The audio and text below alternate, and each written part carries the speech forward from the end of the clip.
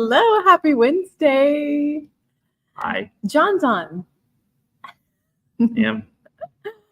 Hello, John. Hello, Rachel. Whoever else is on here, hop on and in the comments and tell us hello. We love to interact with the people that are watching with us. Yes, Rachel. Afternoon. I know that's why I said good day, because I don't know. I usually just say happy Wednesday. Yeah, smarter. Yeah, I'll do that next week. because then I'm just like, whatever. It doesn't matter. Hopefully today there won't be any excitement, any wild police chases through our city streets. Yeah.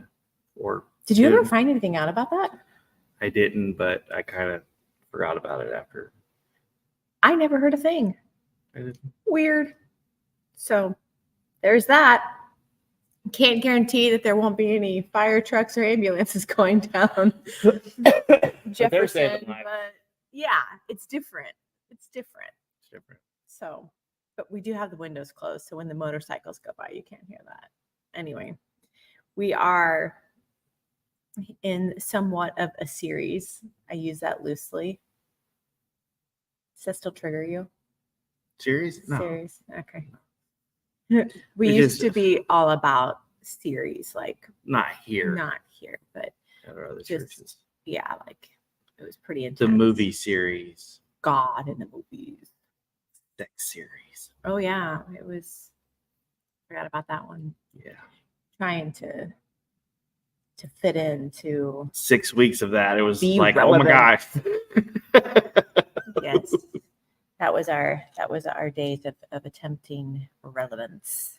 The thing is like, I'm not sure that that's the call of the bride of Christ to be relevant, but that's a topic for another day.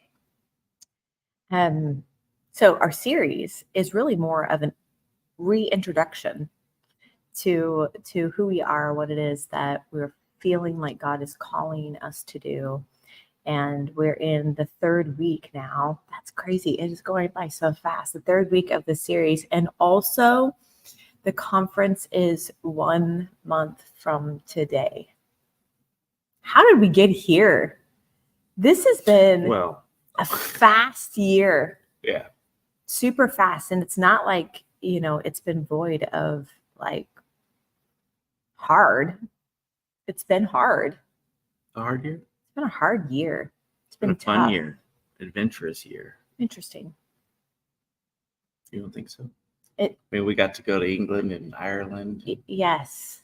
See all your people. All my people. Mm-hmm. Interesting. I'm actually way more Irish than she is, but like her. How are you way more Irish? Because my dad's 99% Irish. Okay, my family has never done a DNA test, so we won't. My family's way more Irish than hers. Way more. A fight about this but live. She's of the McCarthy clan, and they rule.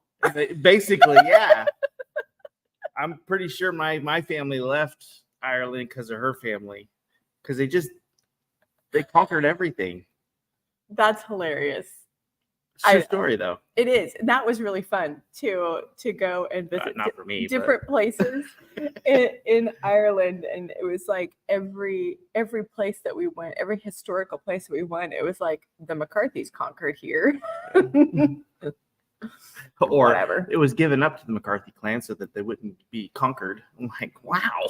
Right. Yes. And one of the places that we were, I can't remember where it was, but it was actually talking about the personality traits of the McCarthy clan. And it was dead on. Oh my gosh. So my mom is a McCarthy, and it was talking about how jovial these people are, and how they were kind of the entertainers. They were loud. They were the life of the party, if you will. And I'm telling you what, I am actually, I stick out like a sore thumb among them, because I am the opposite of that kind of personality. More quiet, the observer. These people wouldn't know how to observe a moment. They live for the moment. They're so like wrapped up in the moment that it's hilarious to me. And really, most of my life I spent like wishing that I could be more like that. That get you riled up. You are more my personality. Anyway, that has nothing to do with anything. Why were we even arguing about who's more Irish? That's interesting. Jealous. Right. I'm jealous. Anyway, brokenness banished. See? This is not a hospice resigned to the inevitability of suffering. It's a crucible of transformation where the flames of hope consume the shackles of despair. I love that. We mend shattered lives, not with bandages, but with the restorative power of the Holy Spirit. From the ashes of brokenness, empowered agents of change rise, armed with the unwavering love of Christ. I love that. And I want to become that, I want to live that. Mm-hmm. I don't want to be, I think so often like we get swept up in the shattered lives and don't really know how to come up for air instead of becoming the agents of transformational healing to the brokenness. And here's what I do want to say is like, this isn't us looking at this as like that the glass is half full, the glass is half empty, which I think is just the most ridiculous, but I won't go there. Like brokenness is part of it, right? Mm-hmm. Like you can't avoid that. You can't avoid trial. You can't avoid the hard. It's part of life. We talked about this on Sunday a little bit and understanding it. And I heard Emma say this, and Emma Stark said this in an interview with Jeremiah Johnson. She said that authority is purchased through testing and trials. And so it's like learning to work within the brokenness that comes and like being able to own it for the purpose of gaining the authority in it. Because if I can gain authority in my own brokenness, then I can quickly bring about a resolution of healing in that same area for someone else. So it's really more about opportunity than anything. Yeah. Sometimes what I think our biggest problem is, we want to be in the mess with people, but like we do it the wrong way. We become broken with them, because we want to sympathize or whatever it is, instead of becoming Jesus to them, and it doesn't help, when you become broken with the broken, then everything's breaking and breaking and breaking and breaking, and then you can't get out of that cycle. Mm-hmm. Okay. It's not about when you have sympathy, that doesn't mean you have to become what that person has become. Right. You're worried, you have sympathy, but you go in as a conqueror. Right. That's good. You have some scripture you want to read. Yeah, I was when she was reading this to me last night, we were just kind of talking about what we were going to do, and it reminded me of the woman at the well with Jesus. I don't have to read the whole thing. I just summarize it. It's in John 4 if you guys want to read it. But when this woman showed up, she was broken. She was in a broken spot. And I don't know. I don't even know how to describe her brokenness, because I wouldn't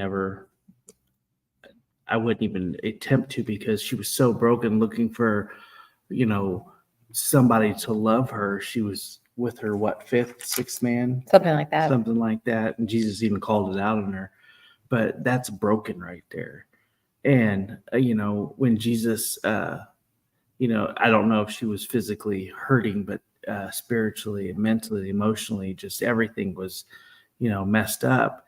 And Jesus sat there with her. He sat there in it with her, didn't become it, but he sat in it with her and talked to her. And when he healed her, it wasn't, a lot of times we talk about healing and we only want to heal the physical, what we can see, but when Jesus healed, he healed spirit, soul, and body. Yeah. and that should be our goal. We want to destroy the brokenness, not become part of it. And that's what he did. And then, he couldn't get her. I love the version that they used in The Chosen. The woman wouldn't shut up.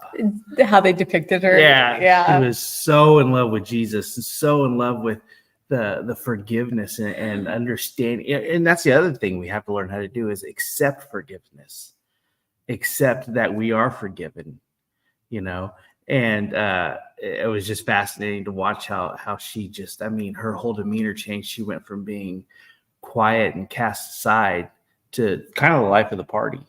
Yeah. She became a McCarthy. She became... She was a little bit obnoxious in the movie, she was. Or in the series. But it was great to see how how her so life transformed. So transformed. Yeah. So. Yeah. No, that's good. I think you're onto something, because I think we tend to flex empathy in our overly compassionate culture that we've created, because we don't know how to bring correction to one another, and because we're so afraid of it, and so we overflex empathy, and what that does is brings us into the mess, into the brokenness with each other, rather than I need somebody external from my mess, or I won't be able to identify that as help, because you look like the mess, and vice versa. If I've felt this be the expectation on me before. And it's just, the nature of working with people is there is an expectation that you enter into the mess, and you take on the brokenness, and that's a twisted concept that we have began to believe. And I think that so much of the mental health awareness entered into the church setting, and pastors have become therapists rather than shepherds. And a shepherd cannot rescue the one that wanders if he becomes the one that wanders. Yeah, we have to be careful with our words so much, because you like to tell our kids that, words create worlds. And the way we word things, like, mental health awareness, breast cancer awareness, all these, are you aware? Yeah, we're aware. It should be Kick Cancer's Butt Month. Kick Mental Health's Butt Month. We need to be careful what we say and how we say stuff, because basically we're partnering with that stuff. We're giving it life where it doesn't need life, it needs death. Right. And if we spend much time talking about the source as we did the problem, then we might actually see some change. But we're actually in the mode of celebrating these different ailments instead of celebrating the source that will bring healing to that brokenness. And really, you can identify any of that as brokenness. You think someone that gets a cancer diagnosis doesn't feel some form of brokenness? They don't need. And you think they're aware of it? Yeah, they don't need somebody to rally around the problem. They need somebody to rally around the source of the solution. And so cancer in particular really bothers me, because I talk about this often, but I've never actually gone and looked into a study, but I don't need to. I can guarantee you, just by my knowledge of what takes place spiritually, that the moment that we started creating months, we started setting aside time to celebrate an ailment that allowed margin. We opened the door for that to come in and have a heyday. And we talked about this, a few weeks back, or maybe a month, about, we're the gates. The church is the gates. Yeah. And what are we allowing in our gates? And this is why, if we're partnering with being aware of all these things, then we're just opening the gates for these things. We need to shut them down. Mhm. And I'm not saying it's all bad. I'm just saying we got to be careful the way we word things. You know, they raise a lot of money to, you know, fight these things during those months, and that's fine. I'm just talking about the way we word stuff. You know, we just need to be careful how we word things. That's the best way I can describe that. Well, and I think that also it would be wise to investigate those foundations that are set up for that awareness month. Oh, yeah. Because my guess is we're just pouring money into the advertisement of the awareness of the disease. And so I just, all the way around, we need to be careful what it is that we're actually increasing. That's probably the best way to say it and leave it at that. Is like what we focus on, what we magnify, we increase in our lives. And so if you have a problem, you have to be careful of who it is that you're going to for counsel on that, making sure that there's someone who is exterior from your problem and can actually be a viable source to help you get out of it. So often we surround ourselves with yes men because we don't actually want to do the work required to stand in the authority that's available for us. That's just what's true. Yep. In Proverbs 24, verse 10, it says, "If you do nothing in a difficult time, your strength is limited. Rescue those being taken off to death and save those stumbling toward slaughter. If you say, but we didn't know about this, won't he who weighs hearts consider it?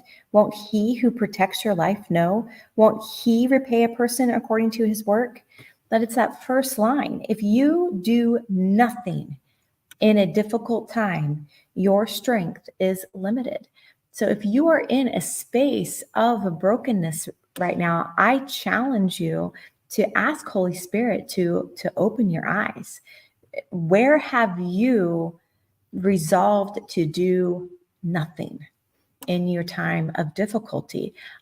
I believe that what we do is we're actually on a growth journey, and we come into a difficult space, and that throws us all the way back into the space that we feel we've already conquered because we like how we feel there.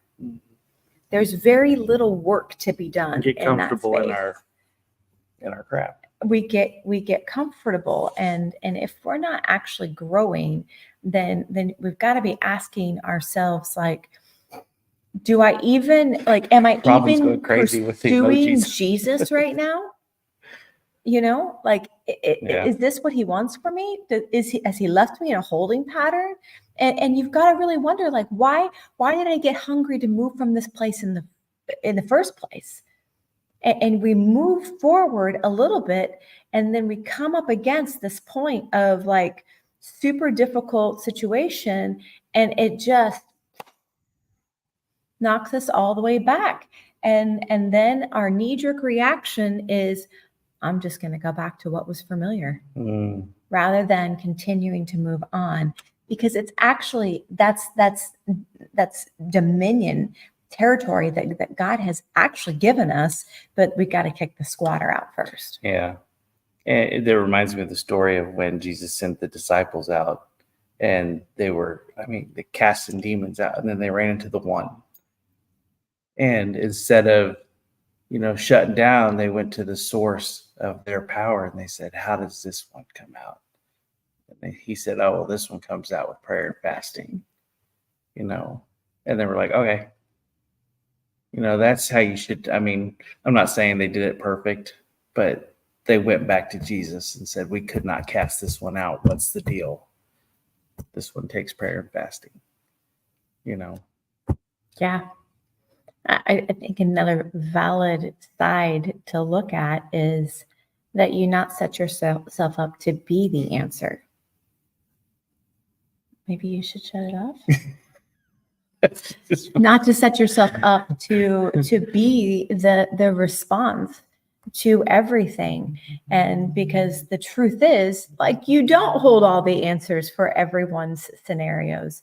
And so if we're talking about banishing brokenness, we've got to look at this from a 360-degree angle, and like, oh no, am I like, is this my default? Like, I rush in and I've got to be the answer to everything.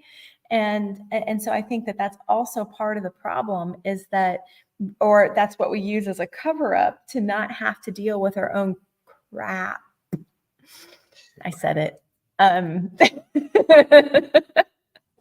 Is that we want to be the answer, the response to everything. And so as some of us, we toggle between massive brokenness where I'm defeated, I can't seem to make sense of my life, or I'm the answer kind of thing. And it's not realistic. You can't actually keep up with that. Yeah.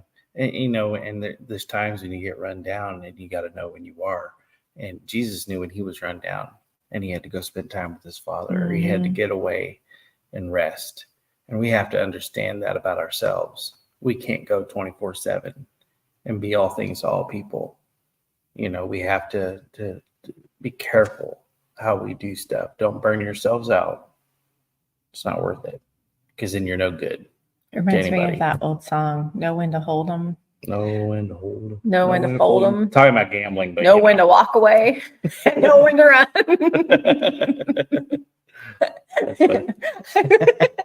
And when you were saying that, that's what was running through my mind. There's some wisdom in that song. Heathen. Yeah, we support gambling. No, we don't. We're just saying that part of the song applies. It does. Good job. It applies. Thank you. Mm-hmm. What else you got? That's it. That's all you got? That's all I got. Well, that's all we've got. But short and sweet. We will tell you about the conference. Yes. You have until Sunday now. We have extended our registration till Sunday. And if you are wanting to come to the conference and you're not exactly sure that you have all of the details in motion, I can tell you from experience that if you really feel like it's something you're supposed to do, just do it. Register, and the plans will actually just fall into place for you. So if you're, we had some people drop out, so it opened up a few spots. That's why we were able to extend it. But if you think you want to come, get registered. And if you can't, we're not going to find you and beat you up. Just get registered so we have an idea of how many people are coming. Yeah, it's going to be good. It's going to be amazing. Yeah, we're excited. Yeah. Pray for us because we're trying to make some final decisions on how we're going to do stuff. Yes. And so pray with us. We've had some breakthroughs in good ways yesterday with some of our equipment and stuff. And so now it opens up new doors, and we just want to see if that's something we should go through. Let's just say the sound demons have been defeated. Somebody cheer. Yeah. Well done, Jeffrey Duncan. Okay, I gotta tell you the funny story. Yeah. So anytime we would go live, like during worship, it would sound horrible, absolutely horrible.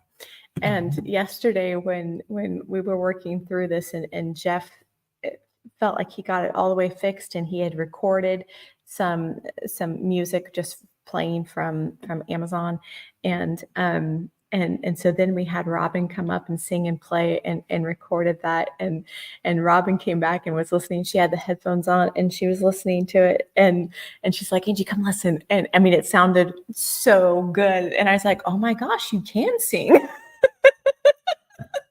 Which was never in question. But if you had ever listened in online and wondered why on earth are they so horrible, listen, it's the sound system that was making it sound horrible. Robin has a beautiful voice. And anyway, so she's got the headphones on and she's listening. We're Hold on, talking. Hold on. Oh, Oh, it's a police officer. it's a slow speed chase. Oh, they must have ran something. Anyway, and so we're talking through this, and she goes, I was really starting to question whether or not I sounded good or not. But the truth is she's actually a really great vocalist. So that's totally beside the point. But do go out and get registered, uneditedlife.org/behold. And there's no fee, but we do need a count. So if you could do that, make that final decision and go get yourself registered. That way we And if know. you're worried about, if there's going to be places available to stay, I think we have everything online, don't we? Yeah, all of the hotels in town are on that same page that I just told you about. Mm-hmm. Again, it's uneditedlife.org/behold.